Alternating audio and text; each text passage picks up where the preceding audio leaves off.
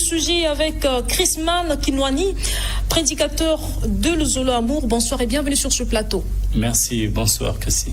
Il y a maintenant 2 franges à l'Ozolo Amour. Qu'est-ce qui explique cette séparation? En effet, créé depuis le 15 avril 1983 par Guy-Émile Oufouassé-Tukwabo, président fondateur de l'association l'Ozolo Amour, le président fondateur a une certaine manière d'enseigner ses membres. Et donc, nous avons remarqué un non-respect des orientations du président fondateur, et ce, précisément par un membre du nom de Jean-Pierre Bikindu Bissombolo, qui s'est arrogé des pouvoirs réservés au président fondateur, notamment le pouvoir de démission des membres de l'association. Et évidemment, c'est au cours de la fête de Pentecôte 2016, au mois de mai, que M. Bikindu Bissombolo a eu l'audace de destituer les membres de la section, les membres du bureau de la section communale de Pointe-Noire. Pouvoir réservé exclusivement au président fondateur, ce conformément à l'article 12 de notre association. Et donc, c'est le pas donc, sinon le départ de cette guéguerre qui n'a pas encore fini son acharnement, parce qu'il y a un membre qui veut porter la veste du président fondateur. Mais c'est depuis 2016 que vous êtes plongé dans cette crise. En 8 ans, pour une église, vous n'avez pas pu trouver de solution? Des solutions, nous avons bien voulu les trouver à l'amiable. Malheureusement, la partie adverse n'a pas voulu le règlement à l'amiable, parce que le règlement à l'amiable ne pouvait se baser que sur la doctrine du fondateur, parce que tous nous sommes membres, à l'exception de Guy-Émile Oufouassé-Tukwabo, qui est le seul et unique fondateur de cette association. Et au lieu que nous attendions qu'on puisse nous faire un retour sur les bases, sinon les socles de la doctrine, par rapport à la conduite à tenir de ce que M. Bikindu Bissombolo s'était arrogé des pouvoirs du président fondateur, ce dernier nous a porté plainte, commençant à Pointe-Noire, et aujourd'hui, nous avons des procédures pêle-mêle lancées par M. Jean-Pierre Bikindu Bissombolo, et nous sommes à près d'une 40aine de procédures judiciaires qu'il a lancées à notre encontre. Et nous y sommes. Nous voyons également ce document, ce courrier du préfet de DAT, directeur de l'administration du territoire, signé le 29 mars 2024. Vous interdisons de prier, vous, disons, premier camp, pour ne pas parler des anciens de l'association. Merci, madame. En fait, ici, c'est la mauvaise interprétation. D'abord, la mauvaise lecture ou le mauvais renseignement pris par monsieur le préfet directeur de l'administration, monsieur le préfet directeur général de l'administration du territoire, en sigle DGAT. Donc ce courrier du 29 mars 2024 qu'il avait adressé au conseil de la partie adverse, en la personne de maître Lundi Mombo, lui disant qu'il avait donc annulé les circulaires prises par son prédécesseur, donc le préfet sortant, M. Jacques Essissongo.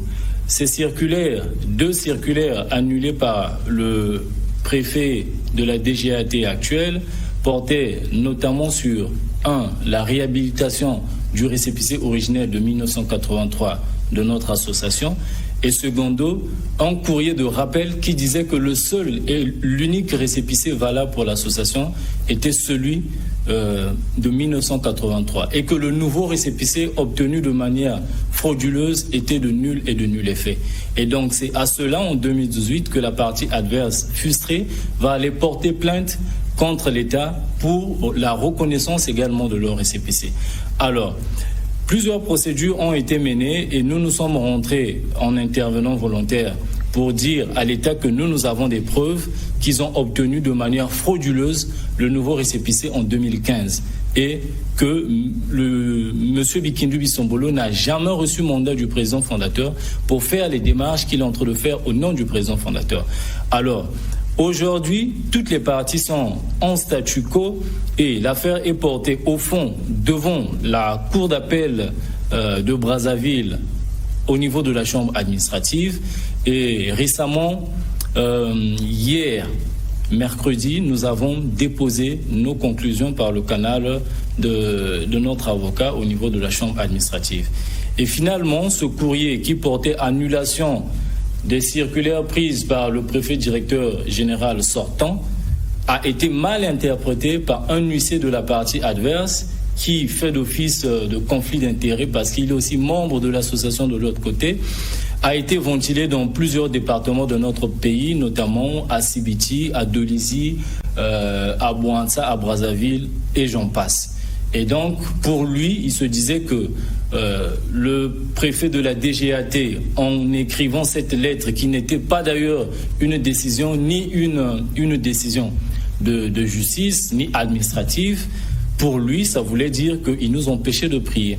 Donc, ils ont sommé, pendant la fête de Pentecôte 2024 que nous venons tous de célébrer dans toutes les églises, ils sont venus arrêter arbitrairement 3 de nos membres à notre siège d'un filou ici à Brazzaville. Et nous avons mené des procédures légales en vue qu'ils puissent être relâchés par le commissariat central qui les retenait jusqu'au soir. Et ces derniers avaient été relâchés. Et présentement, nous nous trouvons face à des maires qui prennent des décisions pour se soumettre donc à cette circulaire du préfet de la DGAT. Et nous avons été dans l'obligation de repartir vers la Cour suprême qui avait déjà mis les deux parties depuis le 23 juin 2023 en statu quo pour dire qu'aucun huissier, aucun magistrat, aucun policier ne devait se substituer à la décision que le procureur général près de la Cour suprême avait prise, disant que cette affaire doit être vue de fond jusqu'à son dénouement total. Et donc, c'est le principe, ce principe de statu quo que la partie adverse ne veut pas respecter. Et finalement, le verdict, il est finalement tombé que la partie adverse a fait usage de fraude pour induire en erreur le préfet directeur général de l'administration du territoire en la personne de M. Ekoletcho, qui lui aussi ne sait pas en qui, n'a pas enquêté sur les contours du dossier, les tenants et les aboutissants, pour prendre sa décision aujourd'hui qui est contestée par la Cour suprême, par le canal du procureur général. Alors, vous parlez de près de 40 procédures judiciaires et puis la partie adverse est même allée en France pour une procédure également judiciaire. Jusqu'aujourd'hui, aucune solution favorable pour les deux camps. Pourquoi vous ne voulez pas lâcher prise ? Non, en fait, nous ne pouvons pas lâcher prise du fait que nous sommes en mode défensif. Je ne sais pas si vous comprenez l'affaire. Tout ce que nous demandons, c'est que ce monsieur qui se présente comme représentant ou délégué permanent du président fondateur nous donne le mandat par lequel il est en train de nous traîner dans cette saga judiciaire.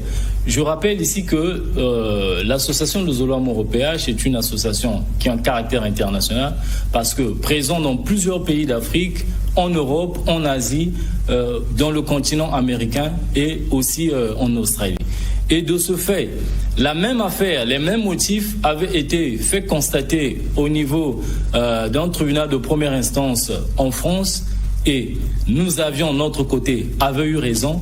Ils avaient fait appel à la Cour d'appel de Versailles. Également, les magistrats de la Cour d'appel de Versailles avaient statué sur la raison qui était toujours de notre côté.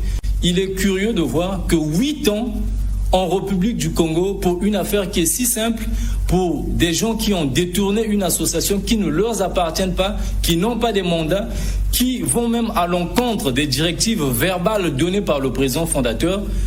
Ces personnes qui se déclarent membres de l'association ne veulent pas écouter la voix du fondateur ni la voix des membres qui réclament que la justice soit faite sur le récépissé originel de l'association de 83 et sur les statuts et textes fondamentaux qu'on a changés malgré la volonté du président fondateur qui dit qu'il soit vivant ou mort, nul n'a le droit de les changer. Alors là, je vous informe que sur le nouveau récépissé obtenu frauduleusement en 2015, les statuts sont venus tardivement en 2017, soit 2 ans après. Alors que ça devait être des statuts qui devaient d'abord être versés au niveau de l'administration du territoire et puis on leur délivrait un récépissé et donc ils ont joué le jeu à l'envers en faisant un voyage dans le temps. Qu'est-ce qui explique cet imbroglio dans le traitement de ce dossier? Alors, est-ce qu'on peut parler de fraude? Je vais aller droit au but. Déjà, je parlerai de fraude puisque la correspondance du procureur général près de la Cour suprême, M. Théophile Biti, a bel et bien souligné ici, dans le deuxième paragraphe, mais usant de fraude, vous avez obtenu malgré tout une lettre du préfet, directeur général de l'administration du territoire. Donc si lui, l'un des plus grands magistrats de ce pays, a déjà souligné le mot fraude, nous venons réitérer qu'il y a fraude. Et non pas seulement qu'il y a fraude dans le traitement de ce dossier-là, mais la partie adverse use de trafic d'influence. Et dans les mois passés, nous avons démontré par le canal des médias et par les documents déposés au niveau de l'administration de notre pays, nous avons démontré qu'il y avait trafic d'influence et injonction faite par un membre de leur parti du nom de M. Jacob Jimmy, qui se présente comme étant conseiller du président de la République et qui peut aller faire des injonctions à des présidents des tribunaux et autres, j'en passe. Donc, nous savons qu'il y a de la corruption dans ce dossier, il y a le trafic d'influence, mais le Zolo est une association apolitique, nous ne faisons pas la politique et tout ce que nous demandons aujourd'hui, c'est d'abord dire merci à la Cour suprême qui, une fois de plus, a encore su dire le droit et réitérer le statu quo des deux parties. Et ce que nous voudrons, c'est que le droit puisse être équitable entre les deux parties. Parce qu'il y a très longtemps, depuis Pointe-Noire, la Cour, le TGI de Pointe-Noire avait statué que M. Jean-Pierre Bikindu Bissombolo n'avait pas qualité de démettre les membres de l'association. Il avait un défaut de qualité. Et sur les biens qui veut s'accaparer de l'association, il y avait également une ordonnance du même tribunal de grande instance de Pointe-Noire qui avait pris une ordonnance à son encontre voulant mettre sous séquestre des biens, qui lui avait dit qu'il n'est pas le président fondateur pour solliciter la mise sous séquestre de ces biens. Donc aujourd'hui, tout ce que nous désirons, c'est que la justice, à travers les différentes pièces qui ont été déposées, ce dossier puisse être valablement étudié, parce que nous ne pouvons pas comprendre comment une demande de récépissé, de régularisation d'appellation d'une association a été faite un 12 mars 2015 en République du Congo et le même 12 mars, le récépissé est sorti sans enquête de moralité. Et là-dessus, nous appelons que les magistrats et les administrateurs qui puissent travailler collégialement afin que le véridique puisse sortir de ce sujet. Et au sein de votre association Votre-Camp, parlons de Votre-Camp, que comptez-vous faire après l'apparition de ce courrier du directeur de l'administration du territoire vous interdisant de prier? Mais la situation elle est claire que le PGS, le procureur général près de la Cour suprême, venait de démontrer qu'il y a fraude. Donc, le préfet de la DGAT a été induit en erreur. Et donc, par le canal de nos auxiliaires de justice, nous allons faire les notifications partout où ce courrier du préfet de la DGAT a été déposé pour rassurer les autorités locales que nous évoluons de manière légale depuis 1983 en République du Congo et que le récépissé contesté ou bien qui est en procès, ce n'est pas le nôtre, mais c'est le nouveau récépissé qui n'a jamais été reconnu par l'administration du territoire. Donc c'est à eux de faire d'efforts, je ne parlerai même pas d'efforts, mais de changer plutôt leur appellation ou leur nom, parce que les règles ou les lois de ce pays-là a bien défini qu'on ne peut pas avoir deux entreprises ou deux associations portant le même nom. Merci. Merci à vous, Monsieur Chrisman Kinwani. Je rappelle que vous êtes prédicateur de Zolo Amour. Merci d'être venu sur ce plateau. Merci, Christy. Et c'est justement la fin de ce journal, mesdames, messieurs. Merci de l'avoir suivi. Journal à retrouver également en ligne sur notre page Facebook d'IRTV International. Merci à vous, fidèles téléspectateurs. Au revoir et à la prochaine.